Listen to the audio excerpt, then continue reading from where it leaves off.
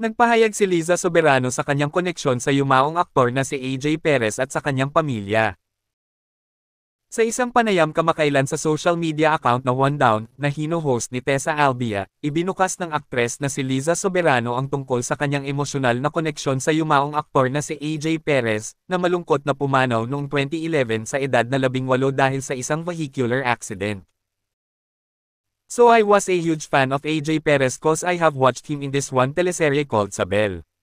And it was very unfortunate that he passed away. Ibinahagi ng aktres ang nakakatakot na karanasan sa pagtanggap ng mga mensahe mula kay AJ pagkatapos ng kanyang pagpanaw. Ngunit kalaunan ay nalaman na ang mga miyembro lamang ng pamilya ni AJ ang nagpapadala sa kanya ng mga mensahe. It was strange kasi I started receiving messages from him after he had passed away and first, I was scared of, like, checking it kasi parang, what's going on? And then eventually, I came to it tapos chinek ko yung message. Mga mensahe iyon mula sa kanyang pamilya, ngunit palaging nakakatakot kapag nakakatanggap ako ng mga abiso mula kay AJ Perez, pagbabahagi ni Liza. The actress also found solace in connecting with AJ's letter family, particular his younger brother Gelo, and expressed, pero, naging kaibigan ko ang nakababatang kapatid niya, si Gelo, at ang pamilya niya. Eventually, nakilala ako sa kanila. Reflecting on the day of AJ's letter tragic accident, Liza revealed a surreal encounter.